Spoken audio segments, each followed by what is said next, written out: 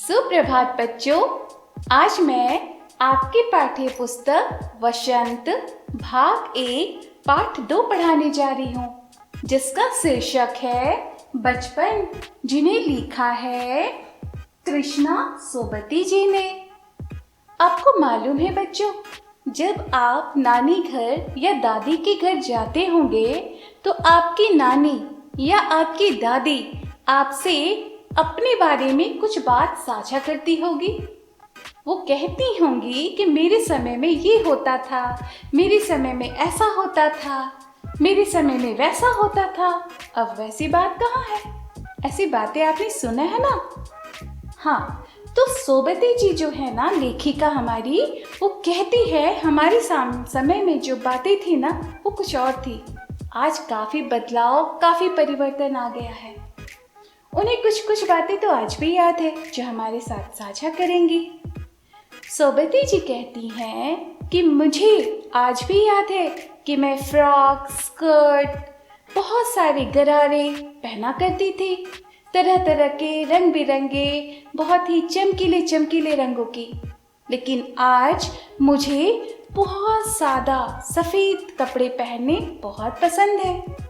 उन्होंने कहा है कि अब वे चूड़ीदार पजामे पहनती हैं और फैले हुए कुर्ते पहनती हैं। और यहाँ तक कि उन्होंने कहा है कि मुझे वो फ्रॉक आज भी याद है जो वो बचपन में पहना करती थी। वैसे देखो, गोल कलर का वो कॉलर जो हुआ करते थे ना, बिल्कुल गोल हुआ करती थी, बाजू पर भी गोल कफ हुआ करते थे, नीचे फ्रिल लगी होती थी, उन्हें बहुत पसंद थी। उन्होंने एक बात और कही। उन्होंने कहा कि जो मोजे और स्टॉकिंग जो धोने पड़ते ना गंदे हो जाने के बाद, तो उन्हें खुद ही धोना होता था। नौकर या नौकरानी से मनाही थी धुलाने की, उन्हें खुद धोने होते थे। यहाँ तक कि कृष्णा सोबती जी ने कहा है कि जूते की पॉलिश ब्रश मार मार के खुद ही करने पड़ते थे। यहाँ पर कृष्णा सोबती जी ने एक बात बहुत ही मजेदार कही है, आपको सुनकर काफी अच्छा लगेगा। उन्होंने कहा है कि आज के जो जूते हैं ना, काफी आरामदेह है। उस समय के जूते बहुत ही कष्ट देते थे। अगर आप नए जूते खरीद लो ना, तो साथ में दवाई भी खरीदनी पड़ती थी, क्योंकि पाँवों में छाले पड़ जाते थे। ये देख रहे हैं आप, घाव हो गया है नए जूते पहनने से। ऐसा कहती हैं कृष्णा सोबती जी ने। फिर उन्हें याद आता है जैतून का तेल और अरंडी का तेल। आपको मालूम है बच्चों, कृष्णा सोबती जी कहती हैं कि शनिवार के दिन एक बहुत ही संकटदायक घड़ी होती थी, जब उन्हें जैतून का तेल और अरंडी का तेल पीना पड़ता था। उन्हें मितली आ जाती थी, वॉमिटिंग यानी उल्टी, वो उल्टी करने लगती थी जैतून का तेल पीने से और अरंडी का तेल पीने से, मगर पीना होता था। आज कृष्णा सोबती जी कहती है कि अगर उस समय ये तेल ना भी पीती ना, तो कुछ नहीं होता, वो स्वस्थ ही रहती। उसके बाद कृष्णा सोबती जी कहती हैं कि उन्हें याद है उस समय ग्रामोफोन हुआ करती थी, रेडियो और टेलीविजन नहीं थे उस समय। सोचिए बच्चों, कैसा समय रहा होगा। फिर उन्होंने याद किया कि उस समय की जो कचौड़ी थी ना और समोसे, आज पेटीज का रूप ले ली है। फिर उन्होंने याद किया कि उस समय की कुल्फी आज आइसक्रीम बन गई है। आप देख रहे हैं यहाँ पे आइसक्रीम, वो बन गई है। यहाँ तक कि उन्होंने कहा खसखस और सहतूत के शरबत जो हुआ करते थे ना, वो आज कोल्ड ड्रिंक्स बन गए हैं, कोक और पेप्सी। यहाँ तक परिवर्तन हुआ है। यहाँ तक कि सोबती जी को आज भी दिल्ली और शिमला के वो रेस्टोरेंट याद है, जहाँ पर तरह तरह के चॉकलेट्स, तरह तरह की पेस्ट्री मिलते थे। उन्हें बहुत पसंद थे, वो आज भी याद करती हैं। वो काफर आज भी उन्हें याद है, रस भरे, बिल्कुल स्वादिष्ट।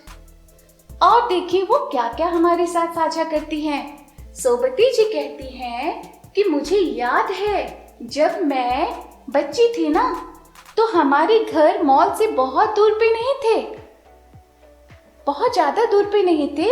वो बताती है कि एक घर के सामने में एक चढ़ाव थी, उन्हें चढ़ना पड़ता था, और फिर सामने गिरजा का एक बहुत बड़ा सा मैदान, और मैदान से उतरते ही उन्हें एक मॉल आ जाता सामने। उसी मॉल से तो उन्हें लाने पड़ते थे चॉकलेट, आइसक्रीम, पेस्ट्री, है ना बच्चों। कृष्णा सौबती जी हमें बताती हैं कि वो जो कन्फेक्शनरी काउंटर हुआ करती थी ना, जहाँ पे वो पेस्ट्री, चॉकलेट्स लगे रहते थे, उसकी खुशबू ना बहुत दूर दूर तक जाती थी। और कृष्णा सौबती जी कहती हैं कि वे जो चॉकलेट लाती थी ना, वो तुरंत नहीं खाती, वो उन्हें रख देती, और रात में खाना खाने के बाद बिस्तर पर आराम से मजे लेकर खाया करती थी। कितनी सुहानी और बहुत ही मन भावन वो जीवन रहा होगा, है ना बच्चों।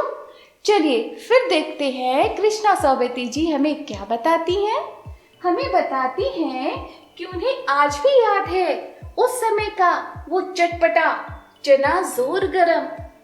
आपने खाया है? वो चिपटा चिपटा चने से बनते हैं।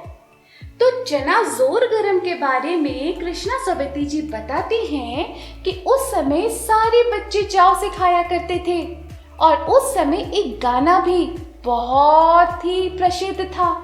आप सुनेंगे वो गाना? चलो मैं सुनाती हूँ। तो गाना है चना जोर गरम, चना जोर गरम, बाबू मैं लाई मजेदार चना जोर गरम। कितनी अच्छी है ना। चलो फिर आगे बढ़ते हैं, फिर उन्हें वो क्या हमारे साथ साझा करती है देखते हैं। चलिए वो बताती हैं कि आपको दिख रहा है ये रेल, कहती है कि बहुत तेज रफ्तार से अगर कुछ चलती थी उस समय, तो ये रेल छोटे छोटे छोटे छोटे डिब्बों से बड़ा सा एक श्रृंखला बनी रहती थी। वो रेलगाड़ी छक छक छक छक छक छक उन्हें बहुत याद है। यहाँ तक कि कृष्णा सौबती जी कहती है कभी कभी तो हवाई जहाज भी उन्हें दिख जाता था, और जब हवाई जहाज की आवाज आती थी ना, तो घर से सारे बच्चे बाहर निकल जाते।